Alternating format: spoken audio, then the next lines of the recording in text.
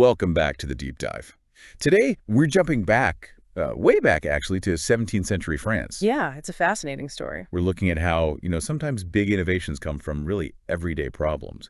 This one involves a young guy trying to help his dad out. That's right. We're talking about Blaise Pascal, just 19 years old back in 1642. 19? Yeah.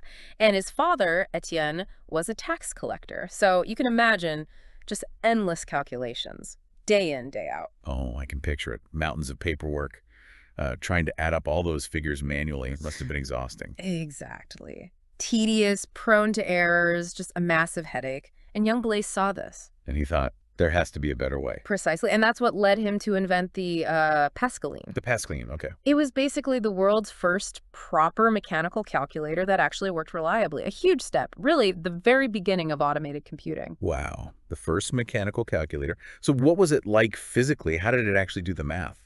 Gears and things. Yeah, think gears and dials. Our sources describe these connected wheels, each marked 0 through 9. Okay.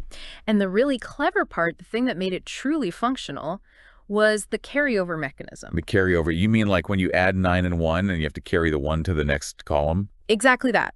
When a wheel clicked past 9, back to 0, it automatically nudged the next wheel forward by 1 position. Wait, it did that automatically? It did. Using a clever little ratchet system, it handled the carryover without any extra input. That was the breakthrough. That sounds revolutionary for the 1640s. So it could add and subtract too? Add and subtract, yes. You'd sort of dial in the numbers using a stylus, a bit like an old rotary phone, perhaps. And the machine did the work. It automated the arithmetic. So this must have taken off like wildfire. Yeah, right? Every merchant, every accountant would want one? Well, that's the surprising part. No, it didn't. Really? Not at all. The sources are clear it was a commercial flop. A flop. But why? It sounds brilliant.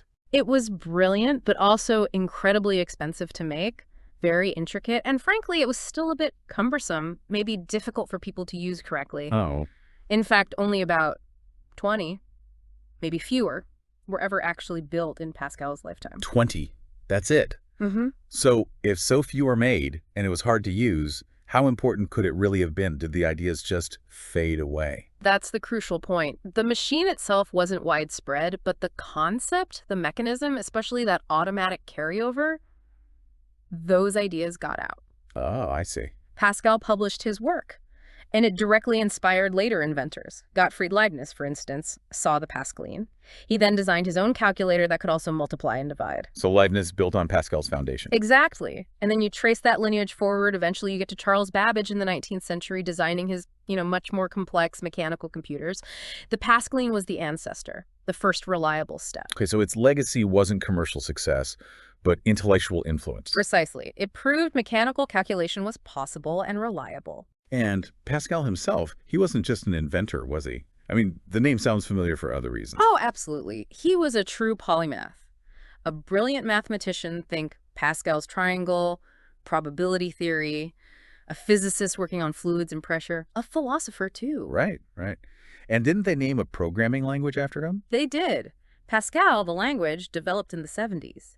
Named in his honor, recognizing his foundational contributions to computing concepts. So the Pascaline story is really a lesson, isn't it? An invention can seem like a failure in its own time. But still plant the seeds for huge changes down the road. It makes you think, doesn't it? It really does. It makes you wonder what kinds of innovations are happening right now, maybe under the radar that seem small or maybe aren't catching on commercially. But are quietly laying the groundwork for the next big breakthroughs. What are today's Pascalines? Something to ponder.